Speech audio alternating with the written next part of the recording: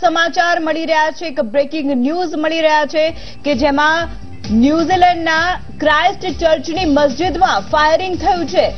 તો ન્યુઝીલેન્ડની મસ્જિદમાં 50 round firing થયું છે. આ ઘટના ન્યુઝીલેન્ડની, જેમાં શૂટિંગ વખતે બાંગ્લાદેશની ટીમ મસ્જિદમાં હતી. તો આ બાંગ્લાદેશની ક્રિકેટ ટીમ આ ફાયરિંગમાં માંડ બચી છે.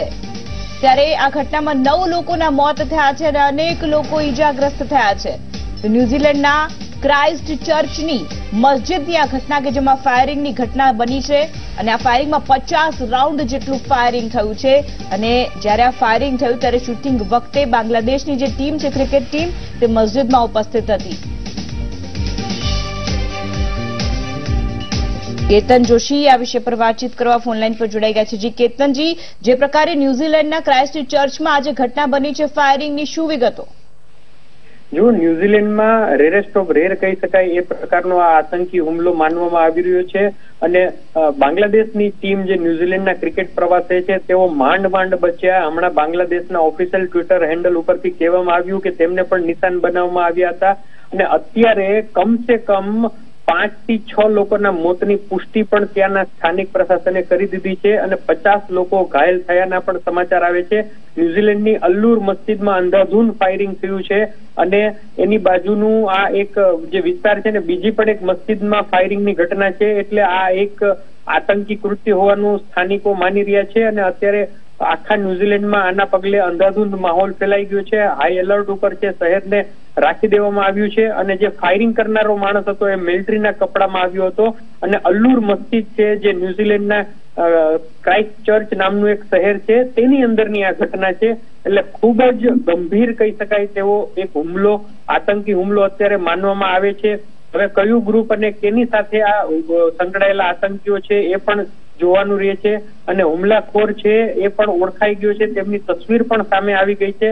પરંતુ હંમેશા વિવાદોથી ને આતંકી પ્રવૃત્તિથી દૂર રહેતું ન્યુઝીલેન્ડ પણ હવે આતંકનો શિકાર બની ગયું છે એવું કહી શકાય. અને મસ્જિદ પાછળ જ શા માટે એની અંદર ફાયરિંગ કરવામાં આવ્યું અને બાંગ્લાદેશની ક્રિકેટ ટીમને શા માટે નિશાન ઉપર લેવામાં આવી એ બહુ મોટો સવાલ છે અને બહુ મોટી ચોંકાવનારી એક ઘટના છે. આખો દેશ અને દુનિયા જ્યારે આતંકવાદથી ઝઝૂમી રહ્યો છે ત્યારે ન્યુઝીલેન્ડ પણ હવે એનો ભોગ બન્યું છે એવું કહી શકાય. અને ક્રિકેટરોને શા માટે નિશાન પર લેવામાં આવ્યા એ પણ આગળ તપાસમાં સામે આવશે. પરંતુ અત્યારની જે આ ઘટના છે એ ખૂબ જ ચિંતાનો વિષય છે કે ન્યુઝીલેન્ડ જેવા દેશમાં પણ હવે આ પ્રકારના ગુનાઓ અને આ પ્રકારની આતંકી પ્રવૃત્તિઓ થવા લાગી છે.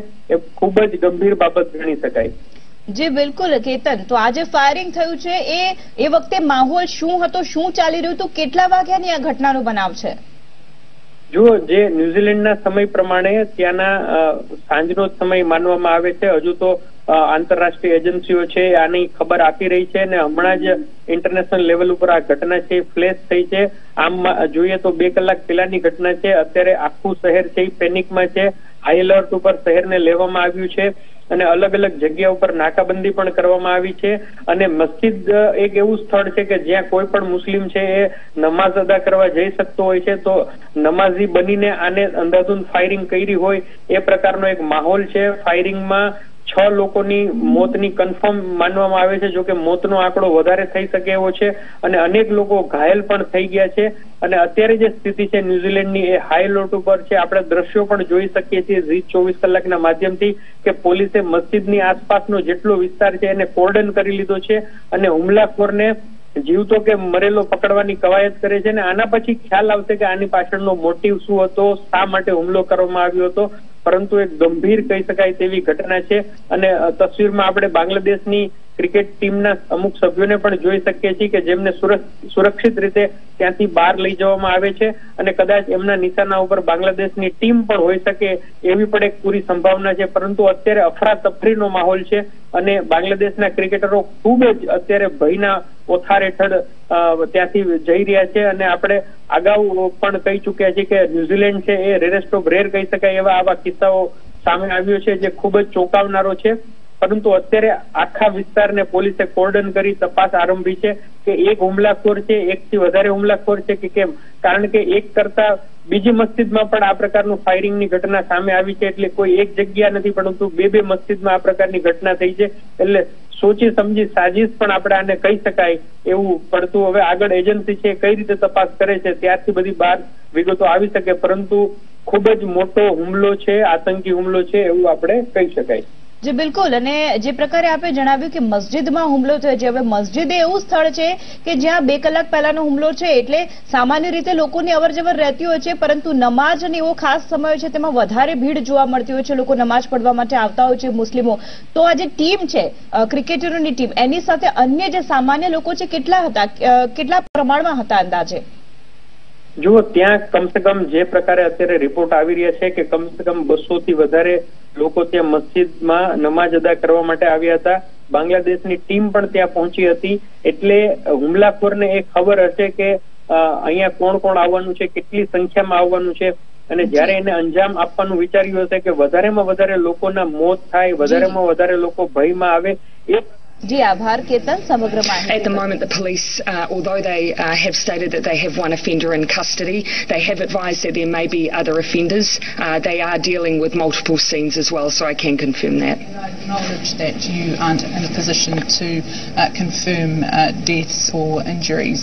What can you tell us about that? No, I'm not currently in a position to confirm the number of deaths or injuries, but I have to acknowledge people can see images live from Christchurch.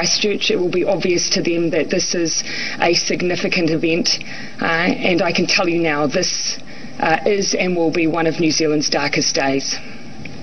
What do we know about the offender, if anything? Is there any confirmation around age, ethnicity or even nationality? I'm not in a position to give those details at this stage. Police, as I say, have apprehended someone. They are in custody as we speak, but I'm simply not in a position to give details around that individual, that suspect at hand. And Again, I'm not in a position to give any further detail about the individual that's currently in police custody. There is a potential for other suspects still out there. At this stage, the police are continuing to advise those who are in the area to remain indoors. They have said that they could be dealing with other offenders. That's why they, of course, are taking the approach of ensuring people's safety. And so until people hear otherwise, I ask that they listen to the advice they're being given directly by the New Zealand Police. The nature of the crime, would you describe it as a hate crime? I would describe it as an unprecedented act of violence, an act that has absolutely no place in New Zealand. This is not who we are. Are you able to expand on why, any reason as to why it may have occurred? Is there any indication around that?